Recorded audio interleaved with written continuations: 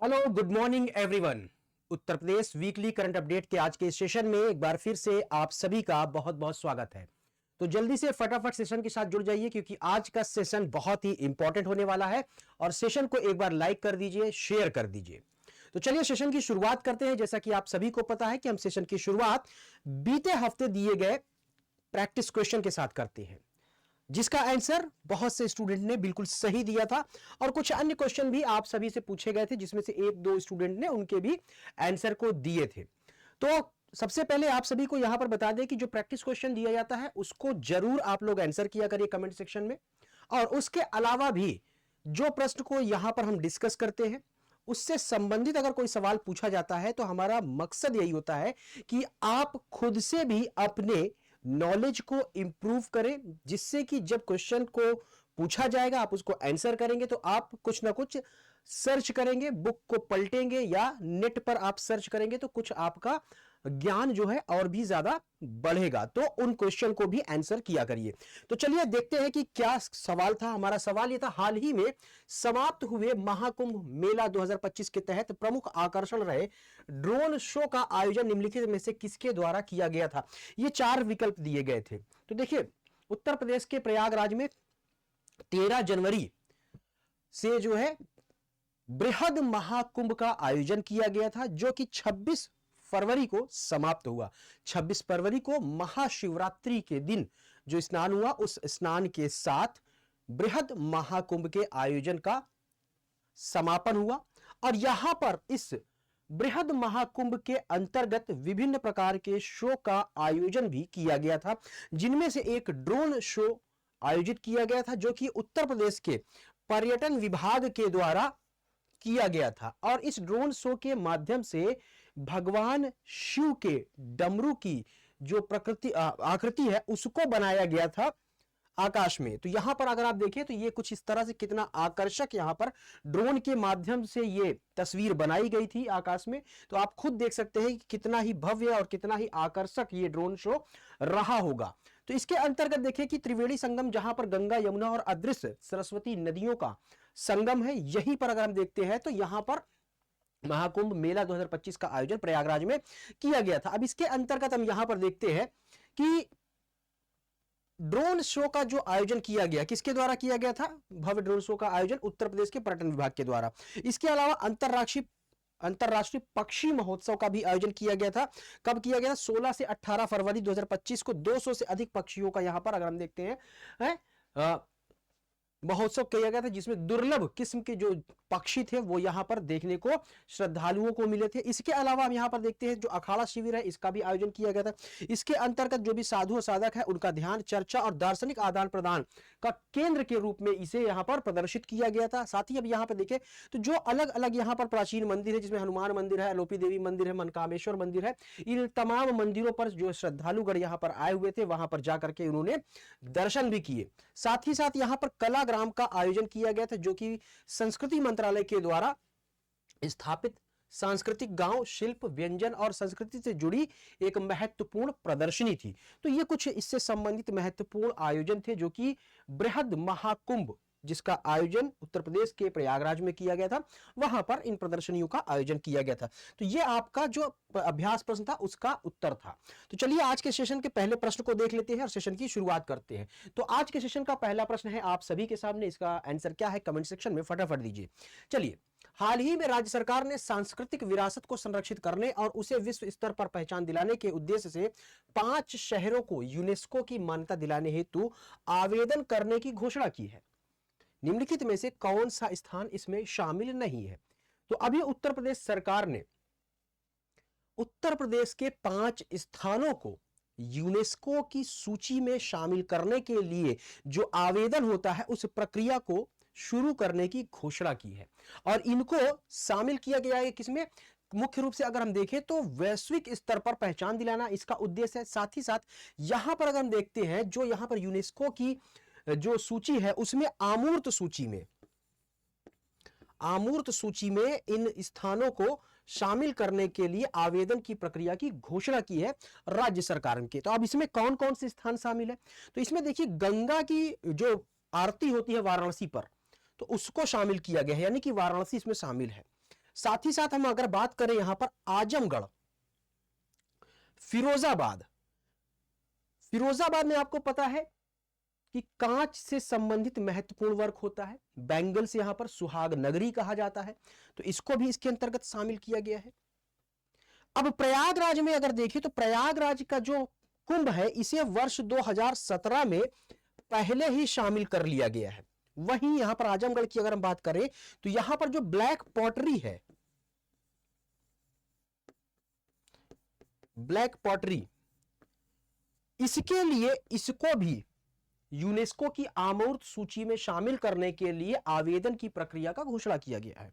तो यहां पर देखो ये शामिल है, ये शामिल है, ये शामिल है। प्रयागराज पहले से ही शामिल हो चुका है इसमें कुंभ, तो ये यहां पर इसका सही उत्तर हो जाएगा। क्यों? क्योंकि यहां पर पूछा गया इनमें से कौन शामिल नहीं है, तो प्रयागराज ही इसमें शामिल नहीं है। तो प्रश्न का जो आपका सही उत्तर हो जाएगा वो आपका डी वाला हो जाएगा, यानी कि option D is the correct answer of the question.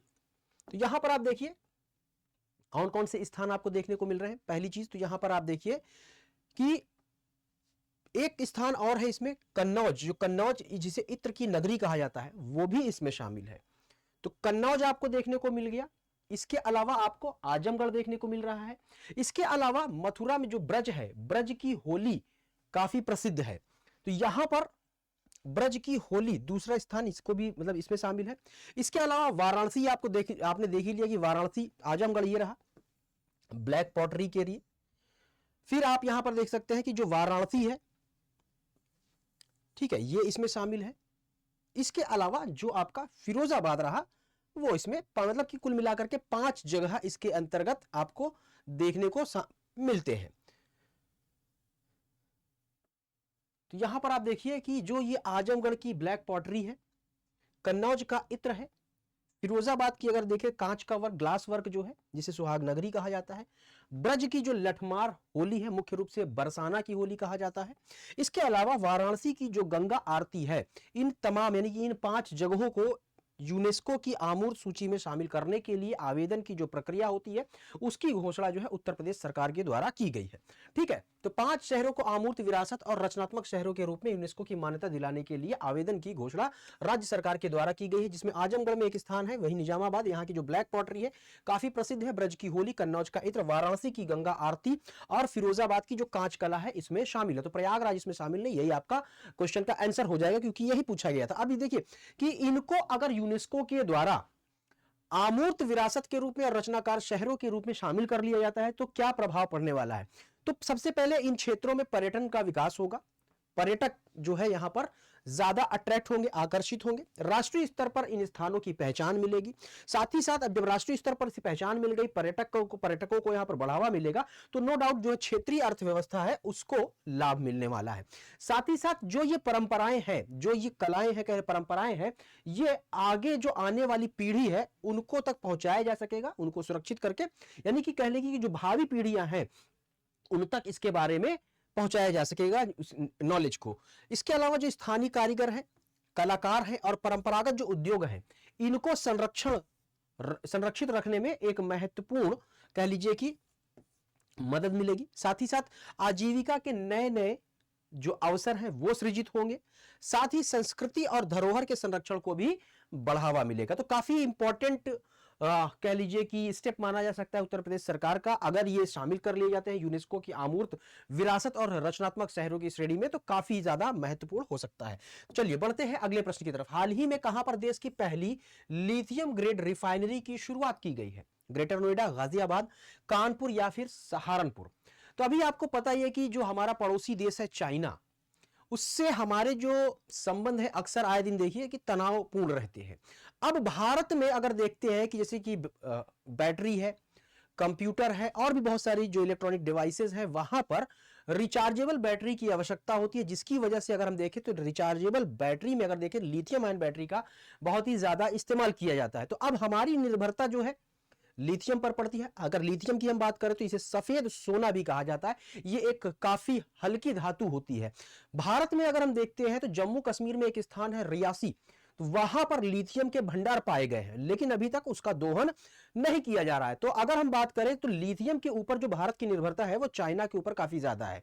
अब चाइना के साथ यहां पर जो संबंध है वो कभी देखे तो कभी तनावपूर्ण हो जाते हैं। तो भारत को कहीं ना कहीं से चाइना के ऊपर जो लिथियम की निर्भरता है उसको कम करना होगा। तो अभी यहीं पर एक देखें तो यहां पर ग्रेटर नोएडा में, अब देखिए यहां पर उत्तर प्रदेश की नहीं बल्कि देश की पहली लिथियम रिफाइनरी जो है शुरू की गई है उत्तर प्रदेश के ग्रेटर नोएडा में। कहां पर की गई? ग्रेटर नोएडा में। किसके द्वारा? लोहुम के द्वारा। तो इसकी अगर हम बात करें, इस पूरी रिफाइनरी की अगर बात करें तो जो इसकी क्षमता होगी वो 1000 मीट्रिक टन होगी। और ये अगर बात करें, ये जो एक्सटेंशन किया जा रहा है लोहुम इंडस्ट्री के द्वारा, यह विस्तार भारत को अगर हम देखते हैं तो लिथियम की जो निर्भरता है चाइना के ऊपर उसको कहीं ना कहीं कम कर देगी। तो चलिए थोड़ा सा हम बात कर लेते हैं लिथियम के बारे में। सबसे पहले तो देखिए ये आपको आंसर मिल गया, ग्रेटर नोएडा में लोहुम कंपनी के द्वारा क्या गया, देश की पहली लिथियम ग्रेड रिफाइनरी की शुरुआत की जा रही है। अब लिथियम की बात करें तो ये सबसे हल्की धातु होती है और सबसे हल्का ठोस तत्व भी होता है। इसे सफेद सोना कहा जाता है क्योंकि ये एक चांदी के समान सफेद धातु होती है। अब ये अत्यधिक प्रक्रियाशील होता है और ज्वलनशील भी होता है। तो इसे एक तरह से कह ले कि जो मिनरल ऑयल्स होते हैं, खनिज तेल, उसके फॉर्म में इसे स्टोर या संरक्षित किया जाता है। ये एक क्षारीय और एक दुर्लभ धातु है। लिथियम आयन बैटरियों का अगर उपयोग देखें तो जो इलेक्ट्रिकल ईवीज आजकल देख रहे हैं, इनका चलन बहुत ज्यादा चल रहा है क्योंकि जो हमारे पास पेट्रोलियम है, पेट्रोलियम के जो भंडार है, रिजर्व्स है, वो धीरे धीरे खत्म हो रहे हैं। तो इसलिए जो क्या किया जा रहा है, इलेक्ट्रिकल व्हीकल यानी कि जो चार्ज किए जा सकते हैं उनका चलन बढ़ रहा है। लैपटॉप, स्मार्टफोन्स एवं अन्य जो भी यहाँ पर अदर्स जो भी इलेक्ट्रॉनिक डिवाइसेस हैं, गैजेट्स हैं, वहां पर लिथियम आयन बैटरी की आवश्यकता पड़ती है। इसकी वजह से अभी तो निर्भरता है ही है, साथ ही साथ भविष्य में इलेक्ट्रिकल व्हीकल्स की अगर हम बात करें तो उत्पादन और बढ़ने की संभावना है।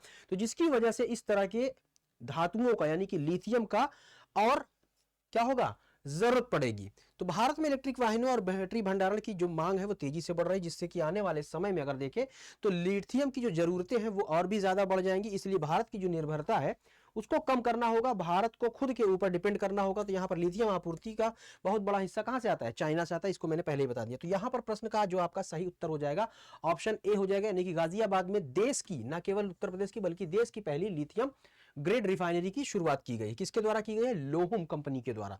चलिए अगला प्रश्न देखते हैं। हाल ही में आयोजित किए गए ताज महोत्सव की थीम क्या थी? सांस्कृतिक विरासत, धरोहर, समृद्ध परंपराएं या फिर भारतीय शिल्प? तो ताज महोत्सव का आयोजन अभी हाल ही में आगरा में किया गया था। तो यहां पर जो ये महोत्सव का आयोजन किया गया था, इसकी जो थीम थी वो धरोहर थी। तो चलिए थोड़ा सा इसके बारे में भी हम देखते हैं।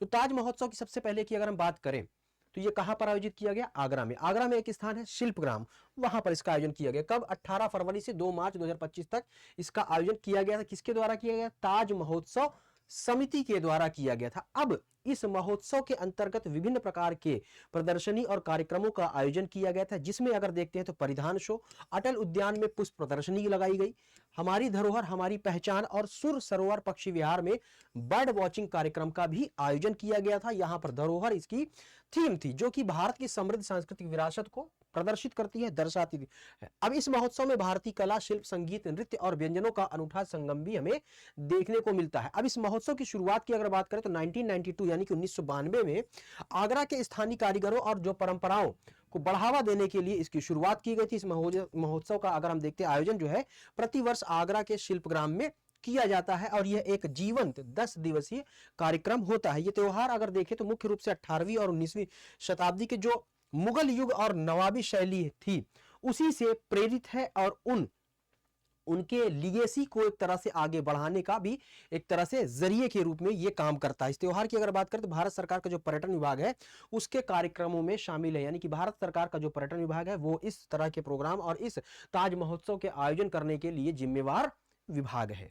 तो यहां से प्रश्न का जो सही उत्तर आपको हो जाएगा वो मिल गया, ऑप्शन बी, यही इसकी थीम थी। बढ़ते हैं अगले प्रश्न पर।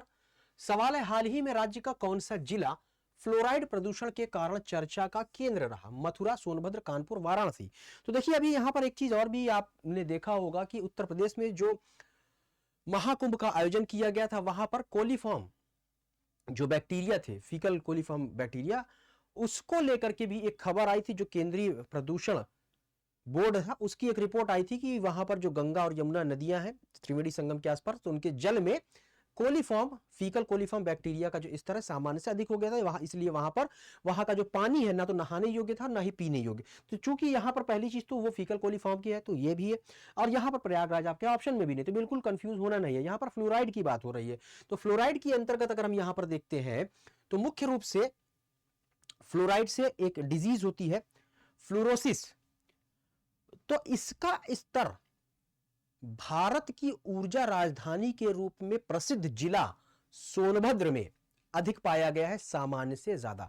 तो सोनभद्र की अगर हम बात करें तो सोनभद्र आपका उत्तर प्रदेश में अगर देखें तो ये यहां पर दक्षिणी जिला है उत्तर प्रदेश का, और ये भारत का, न केवल उत्तर प्रदेश का बल्कि भारत का एकमात्र ऐसा जिला है जो 4 राज्यों के साथ अपनी सीमा साझा करता है। कौन कौन से राज्य हैं आप यहां पर देख सकते हैं, बिहार, दूसरा है झारखंड, तीसरा अगर आप यहां पर देखते हैं तो मध्य प्रदेश, चौथा यहां पर छत्तीसगढ़।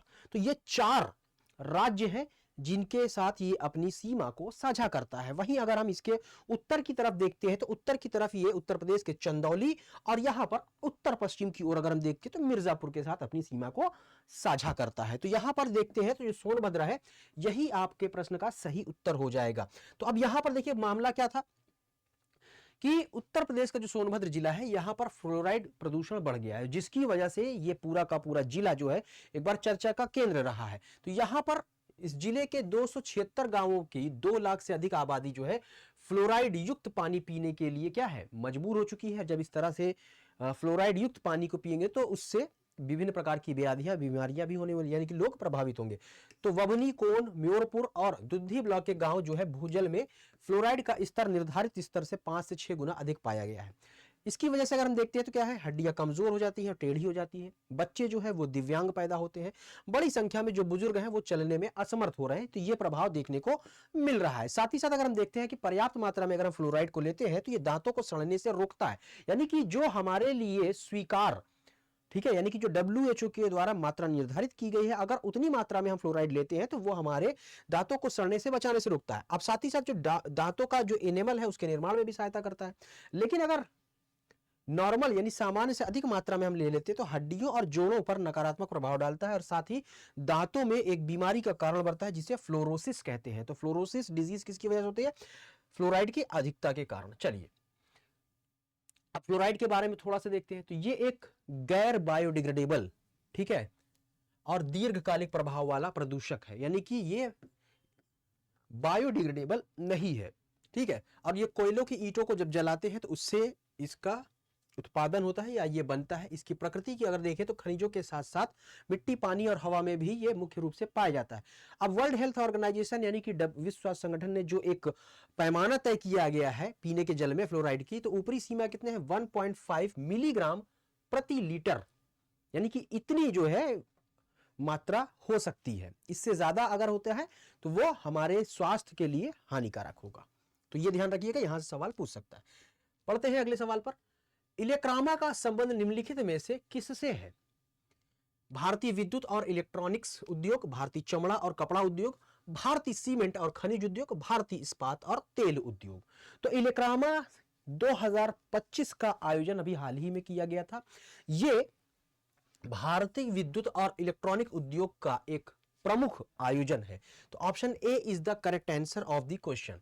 तो यहां पर देखिए इसकी इलेक्रामा के 16वें संस्करण का आयोजन किया गया था, ठीक है। इलेक्रामा के 16th एडिशन का आयोजन 22 से 26 फरवरी तक किया गया था। कहां पर किया गया था, इंडिया एक्सपो मार्ट जो कि ग्रेटर नोएडा में है, यहीं पर इसका आयोजन किया गया था।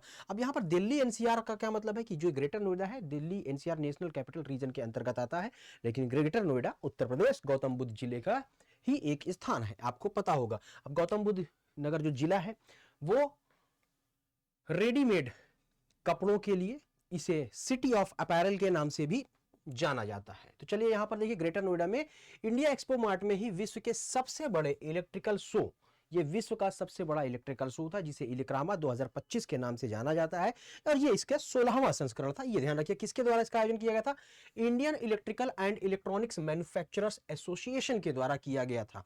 विद्युत क्षेत्र के पारिस्थितिकी तंत्र को प्रदर्शित करने के लिए, साथ ही साथ अगर हम यहाँ पर देखते हैं तो इस इलेक्रामा का आयोजन जो है हर 2 साल पर किया जाता है। यह भारतीय विद्युत और इलेक्ट्रॉनिक्स उद्योग का सबसे बड़ा और प्रमुख आयोजन माना जाता है। उद्देश्य क्या है कि जो भारतीय उद्योग है उसके सभी पहलुओं को एक साथ एक मंच पर लाना इसका प्राइम ऑब्जेक्टिव है।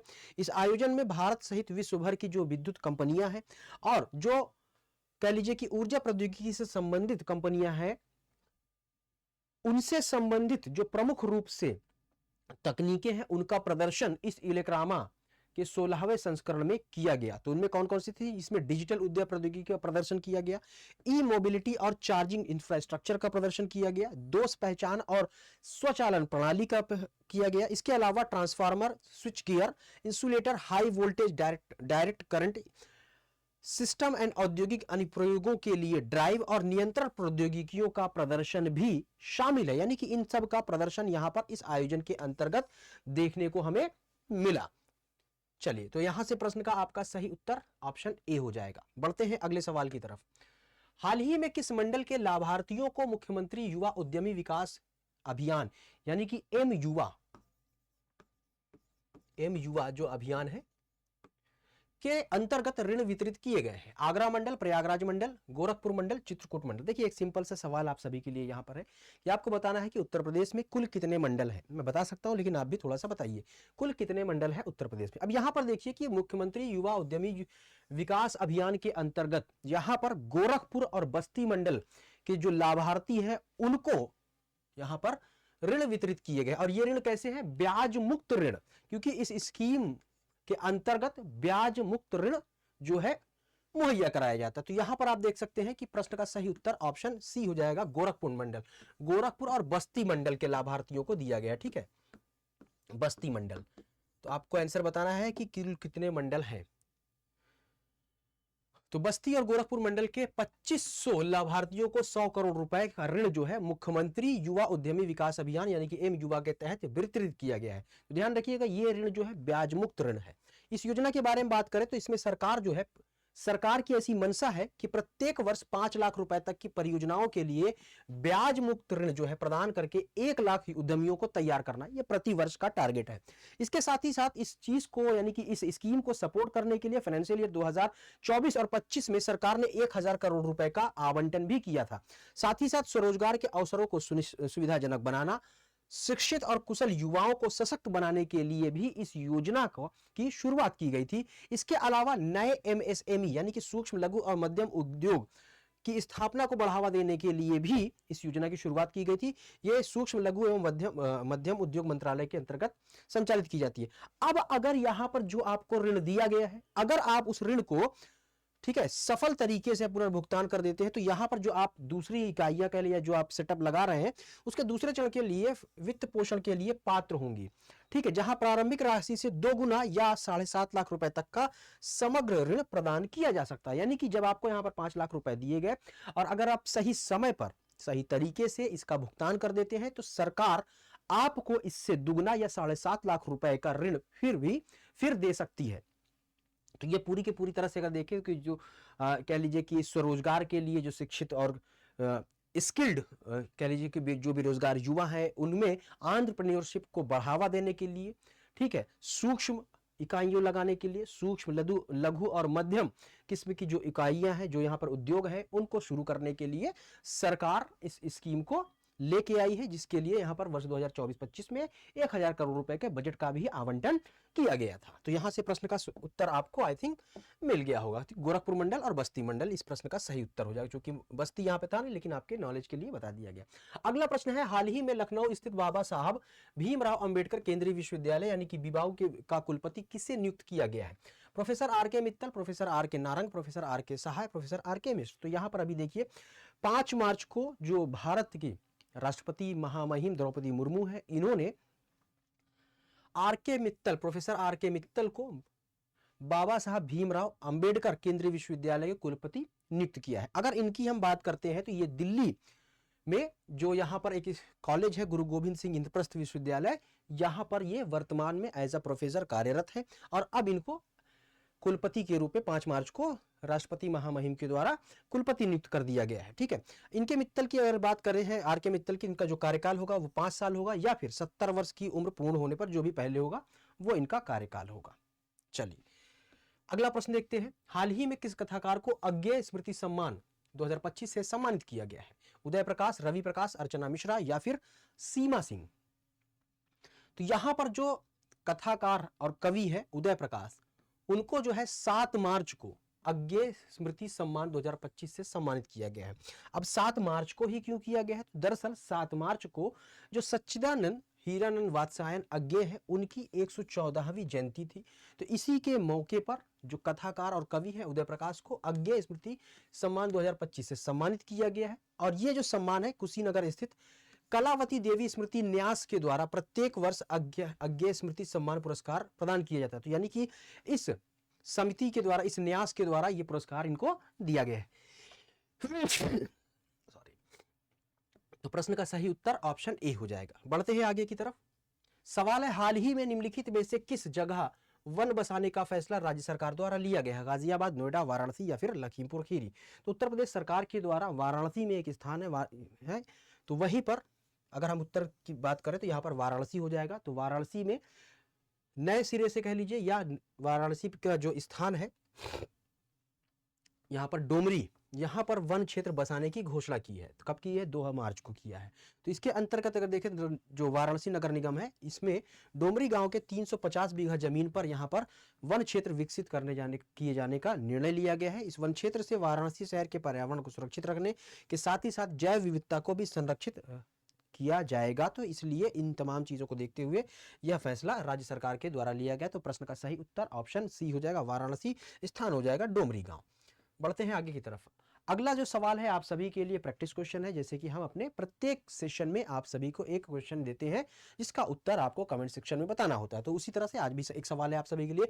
वन्य जीव संरक्षण हेतु शुरू की गई कौन सी एक्सप्रेस 1 मार्च 2025 को पीलीभीत पहुंची? टाइगर एक्सप्रेस, एलिफेंट एक्सप्रेस, चीतल एक्सप्रेस, बाघ एक्सप्रेस? तो क्या इसका सही उत्तर है? ये कमेंट सेक्शन में आपको बताना है। कमेंट सेक्शन में प्रश्न का उत्तर जरूर दीजिएगा, हमें आपके जवाब और प्रतिक्रियाओं का इंतजार रहता है। अब यहां पर आप सभी के लिए एक चीज ये भी है कि इस पूरे के पूरे सेशन की अगर हम बात करें, इस पूरे सेशन की अगर आप पीडीएफ चाहते हैं तो आप मेरे टेलीग्राम चैनल study.with-salman sir पे उससे जुड़ सकते हैं। इसके अलावा आप स्टडी IQ में किसी भी कोर्स में इनरोल करने के लिए कोई जानकारी प्राप्त करना चाहते हैं तो मुझसे आप यहाँ पर भी बात कर सकते हैं, या मेरी इंस्टा ID भी इसी नाम से है study.with-salman sir, तो आप मुझसे कहीं पर भी कनेक्ट हो सकते हैं और परीक्षा उपयोगी जो भी आपको जानकारी चाहिए वो जानकारी मिल जाएगी। इसके अलावा आप स्टडी IQ के किसी भी कोर्स में अपने आप को एनरोल करते हैं तो सलमान लाइव कोड का इस्तेमाल कर लीजिए, मैक्सिमम डिस्काउंट मिल जाएगा। साथ ही साथ मेरी मेंटरशिप भी आपको यहाँ पर फ्री मिल जाएगी। तो देखिए होली का त्यौहार आ रहा है तो यहाँ पर मैक्सिमम डिस्काउंट आपको मिल जाएगा। तो इस अपॉर्चुनिटी को ग्रैब करिए, कैश कराइए और अपने सक्सेस को इंश्योर करिए स्टडी IQ PCS के साथ। तो जितने भी स्टूडेंट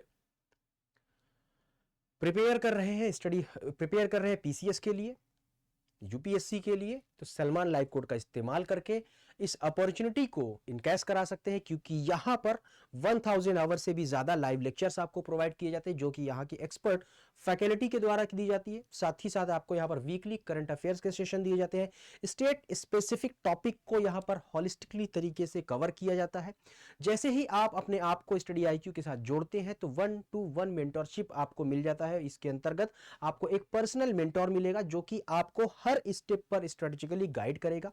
प्रीलिम्स के लेवल पर, मेंस के लेवल पर कभी आप कोई प्रॉब्लम आ रही है टाइम मैनेजमेंट या तमाम सारी चीजों को स्ट्रेटेजिकली यहां पर आपको सॉल्व करके प्रीलिम्स और मेंस के कंप्लीट सिलेबस को खत्म करा करके आपके सिलेक्शन को इंश्योर कराया जाएगा। और आप सलमान लाइव कोड का यूज करते हैं तो मेरी मेंटरशिप आपको यहां पर फ्री में मिल जाएगी। तो ध्यान रखिए PDF के लिए study.with-salman sir जो यहाँ पर टेलीग्राम चैनल है इस पर जुड़ना बिल्कुल भी मत भूलिएगा।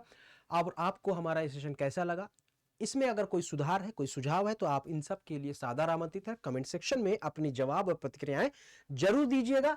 मिलते हैं अगले एपिसोड में, तब तक के लिए जय हिंद, जय भारत।